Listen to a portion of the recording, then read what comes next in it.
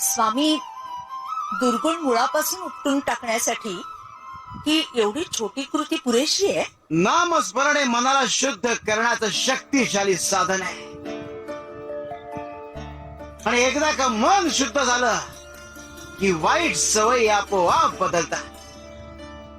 पण स्वामी, आमच्यासारख्या सामान्य माणसांनी काय करायचं?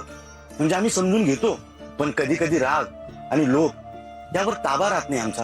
भुजंगा, राग आणि लोभ हे मनाचे दुर्गुण आहेत आणि त्यांच्यावर नियंत्रण ठेवायचं असेल तर आधी संयम शिकायला हवा.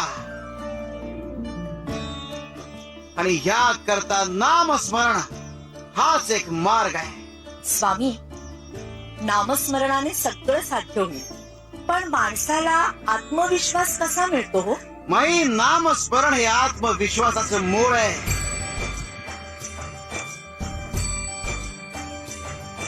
नामस्मरण केलं की मनात भीती राहत नाही आणि आत्मबल निर्माण होतात.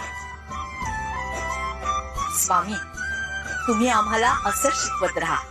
सगळ्या सृष्टीचं कल्याण होईल आणि आमचं आयुष्य धन्य होईल.